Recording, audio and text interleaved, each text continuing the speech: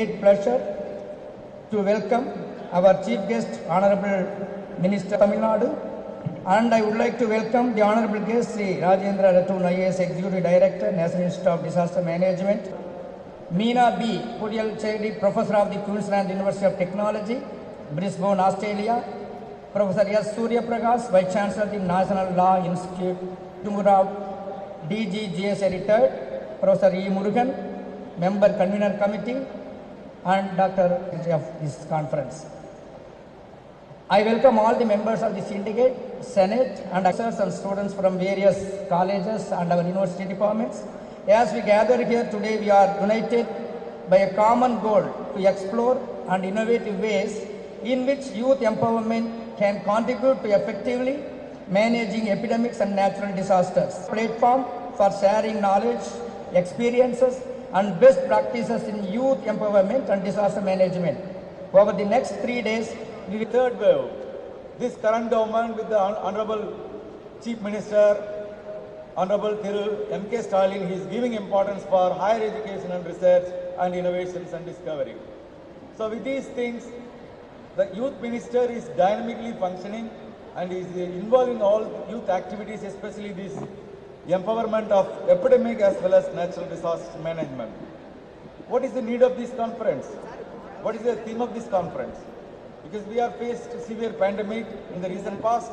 Not only we faced, the entire global community faced the pandemic, and we are facing tsunami, earthquake, so many things we are coming across. So what are we going to prepare? If anything happens, then we are giving some solution, but that is not good. Realizing the importance, University of Madras is organizing the youth empowerment for epidemic and natural disaster management, because the country is having more than 40% of youth population. When compared to the Japanese and Italian counterpart, they are less than 10% of youth population. So we have the advantage to take the advantage to preserve and protect our community, our Indian population from these kind of disasters. So we have sectors like natural disaster, earthquake, pandemic, endemic, so many issues are around us. So that way we are educated, including giving the importance of sports and youth activities, and including the yoga related activities. So this is why even our own university, we have sports science and yoga center. So realizing the importance of these issues coming around, and we are facing especially climate change and all other issues, environmental encroachment, environmental issues, we are organizing this meeting. And I hope the domain experts will deliver the respective experiences and expectations during the 3-day deliberations and discussions and interactions. Finally, I would like to emphasize, why do you want to do this? This exercise is the need of the hour. And we have, as I told, we have the larger population of youth. We need to tap the resource and skillful resource. We have a program exclusively in Tamil Nadu, non-Mudalvan. And recently they introduced another new program for the youth and sports programs. There are so many programs. The point is, we are not competing anyone. We want to demonstrate the whole world. We are the intellectual land. We are the think tankers. We are the policy makers. We are the model state to the entire world community. So, with these few words, I conclude with the final one point. Wherever the growth is there, we are proudly claiming that we have 6.6 growth rate, 7.8% growth rate and all that. But US like countries, they stagnated like less than 3%. That doesn't mean that they are not growing. They are growing. They are also equally growing. We are the nascent democratic country. Recently democratized 75 years before. But they are democratized and Republicans more than 370 or more than 380 years. So we cannot compare them. That is why our growth rate is very fast. Wherever the growth rate is very fast and high, there must be some environmental degradation, laying the roads, encroaching the land, and degrading the land mass, and pollution, cement industry, all that, iron and other industries. So naturally you get environmental degradation. It is correspondingly, it's vice versa, the growth versus environmental degradation. So we need to protect our environmental degradation. It should be a sustainable model.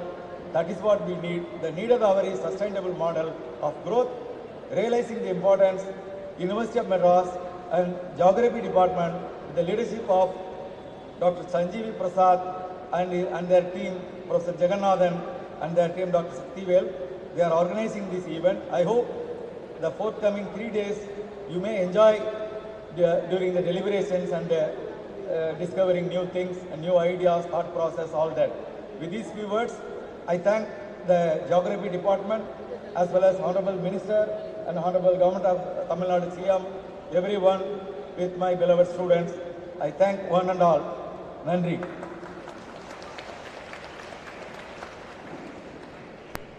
Thank you, sir. Schools all over Tamil Nadu, ensuring quality food, health and education to all students. I was thinking why they are calling me as a chief guest for this function. But one thing I can make sure, whatever awareness we need to bring, it has to come from the school education. So I think I will be the proper person to be the person who used to deliver the inaugural address regarding this disaster management. பல முறை இந்த பக்கம் நான் என்னுடைய சட்டமன்றத்துக்கு சென்றிருக்கேன். இன்றைக்கும் assembly இருக்குது, செல்ல வேண்டிய ஒரு சூழ்நிலை இருக்கின்றது. மிக பிரமிப்போடு நான் கடந்து சென்ற யூனிவர்சிட்டி நம்முடைய சென்னை பல்கலைக்கழகம். ஒரு முறையும் இதை பார்த்து நான் கடந்து செல்லும் பொழுது எனக்கான பல எண்ண ஓட்டங்கள். இன்றைக்கு நின்று பேசிக்கொண்டிருக்கிற இந்த ஹால் 1937 இது ஒரு அசம்பிளியாக இங்கே அசம்பிளி நடந்திருக்கு அப்படிங்கிறதெல்லாம் கேள்விப்படும் போது அவ்வளோ பெருமையாக இருக்கின்றது எங்களுக்கு. இன்னும் பெருமையோடு சொல்கிறேன், 1865 ஒட்டுமொத்தமாக இந்த யூனிவர்சிட்டி ரெஜிஸ்டர் பண்ணியிருக்கின்ற பட்டதாரிகளோட எண்ணிக்கை 652 பேர். அதில் 450க்கும் மேற்பட்டவர்கள் உயர் சாதி வகுப்பை சார்ந்தவர்கள். பிசி அண்ட் எம்பிசிஸ்லாம் இங்கே சேர்றதெல்லாம் அவ்வளோ சாதாரண விஷயம் கிடையாது. இன்றைக்கு எங்கள் வீட்டு பிள்ளைங்க இவ்வளோ பேர் இங்கே கம்பீரமாக உட்காந்துருக்கதை பார்க்கும்பொழுது எனக்கான ஒரு மிகப்பெரிய ஒரு பெருமையாக இந்த நிகழ்வை நான் பார்க்கின்றேன். தமிழ்நாட்டில் பல கல்லூரிகளில் பல பல்கலைக்கழகங்களில் பேசுகின்ற வாய்ப்பு எனக்கு கிடைத்திருக்கிறது, பேசியிருக்கிறேன் என்று சொன்னாலும் திராவிட மாடல் அரசியல் நடத்துகின்ற நாங்கள் எங்களுக்கான வெற்றியாக எங்களுடைய பெருமையாக கருதக்கூடிய இடத்தில் நின்று நான் பேசுகின்றேன் என்கின்ற எண்ணம் எனக்கு இன்றைக்குமே உண்டு. ரொம்ப அழகாக இந்த 3 நாள் conference, it's a need of the hour, ரொம்ப அழகாக சொன்னார் ஏழுமலை சரியாஸ். என்ன பேசிட்டு இருந்த ஒரு காலம் வரைக்கும் காலரா அப்படின்னு சொல்றாங்களே ஒரு தொற்று நோய், அதெல்லாம் அந்த காலத்தில் வந்துச்சாங்க அப்படின்னு நம்ம பேசிட்டு இருந்தோம் நாம. ஆனால் இன்றைக்கு நம்ம கண்ணு முன்னாடியே கொரோனா என்கின்ற கோவிட் வந்துச்சு. வெள்ளம்லாம் பார்த்தீங்கன்னா அது வெறும் சென்னையில் தாங்க இருக்கும் அப்படின்னு பேசிட்டு இருந்த காலம் போய் இன்னைக்கு தென் மாவட்டங்களில் வெள்ளங்கள் மிகவும் பாதிப்படைந்திருக்கோம் நாம், டிசாஸ்டர் மேனேஜ்மெண்ட். ஸோ இதையெல்லாம் பார்க்கும் பொழுது இன்றைக்கு ஏன் உங்களிடம் நாங்கள் வந்திருக்கின்றோம், ஏன் நம்முடைய இது ஏன் யூத் எம்பவர்மெண்ட் இதை நாங்கள் ஏன் கொண்டு ஏன் உங்களை நாங்கள் அதிகமாக நம்புகிறோம். இன்றைக்கு பல வல்லுநர்கள் சொன்னதான் நம்முடைய இந்திய இளைஞர்கள் மிகப்பெரிய உழைப்பாளிகள். அவங்க சொல்கிறாங்க ஒரு வாரத்துக்கு 52 மணி நேரம் நம்முடைய இளைய சக்தி இளைய சமுதாயம் உழைத்து கொண்டிருக்கின்றது என்று சொல்லுகிறார்கள்.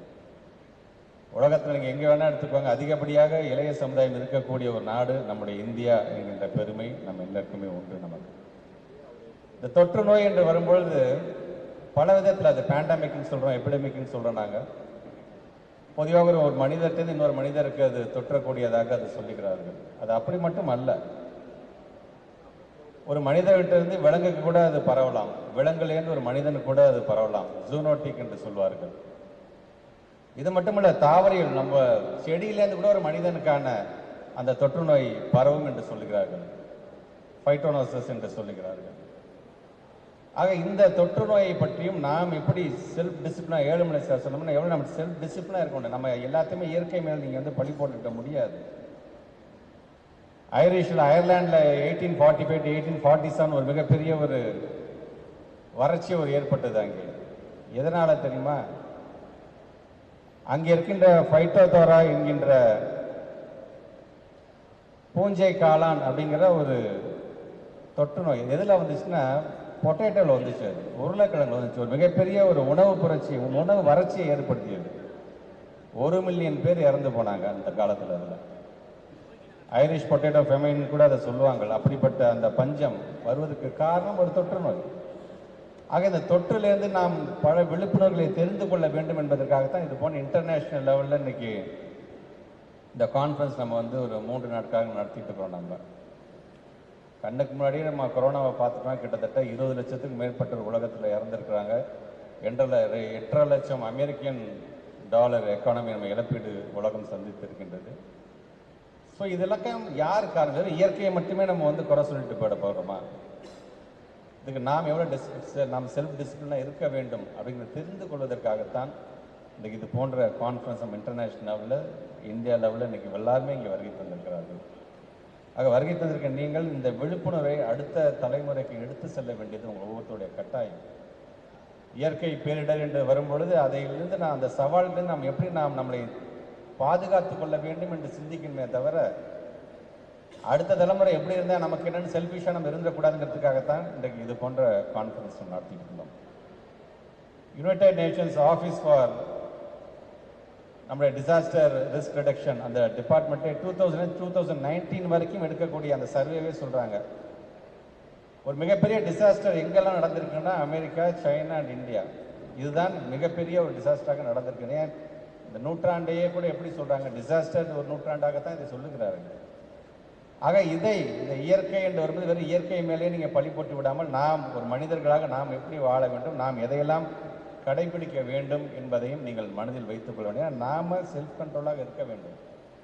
ஸோ அதற்கான ஒரு அவேர்னஸ் இன்றைக்கி இருக்கின்ற நாம் இந்த 3 நாள் நடைபெறுகின்ற கான்ஃபரன்ஸ் நிறையா நம்ம கற்றுக்குறோம் அப்படின்னா அதை அடுத்த கட்டத்துக்கு அடுத்த தலைமுறைக்கு கொண்டு செல்கின்ற ஒவ்வொருவரும் ஒரு அம்பாசிடர்ஸாக நீங்கள் மாற வேண்டும்.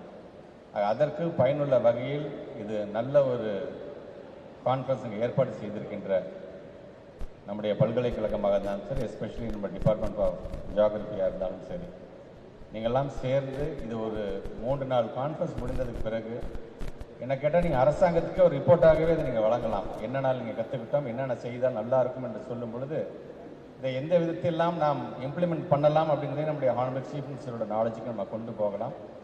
அந்த விதத்தில் இந்த நிகழ்விலே கலந்து கொள்வதை நான் மிகவும் பெருமையாக கருதுகின்றேன். உங்களிடமிருந்து வருகின்ற ரிப்போர்ட் மூலம் நான் என்ன கற்றுக்கணும் அதை கண்டிப்பாக ஸ்கூல் லெவலில் அதை எப்படி இம்ப்ளிமெண்ட் பண்ணலாம் அப்படிங்கிறதையும் நாங்கள் செய்வோம். இன்றைக்கி நிறைய டெக்னாலஜியும் வந்துருச்சு. ஸோ டெக்னாலஜி நம்ம எவ்வளோ அழகாக யூஸ் பண்ணலாம் இந்த விஷயத்தில் அப்படிங்கிற அளவுக்கும் நாங்கள் கண்டிப்பாக அதை நாங்கள் சிந்திப்போம். ஏன்னா இன்னோவேட்டிவ் ஐடியாஸ் வந்து பெரியவங்க தான் கொடுக்கணும்ல, ஈவன் ஸ்கூல் ஸ்டூடெண்ட்ஸ் கூட இங்கே நிறைய பேர் கொடுக்க ஆரம்பிச்சிட்டாங்க. ஸோ அந்த விதத்தில் நாங்களும் இதை நல்ல விதத்தில் பயன்படுத்திக் கொள்கின்ற நிகழ்வில் இந்த 3 நாள் மாநாடு நடைபெற இருக்கின்றது. ஆக இன்றைக்கு இந்த இனாகுரல் அட்ரஸ் செஞ்சதற்கு என்னை அழைத்திருக்கின்ற நம்முடைய கல்லூரியை சார்ந்திருக்கின்ற மேனேஜ்மெண்ட்டுக்கு மீண்டும் ஒரு முறை என்னுடைய நன்றியை தெரிவித்து இந்த உரையை நிறைவு செய்கிறேன். நன்றி, வணக்கம்.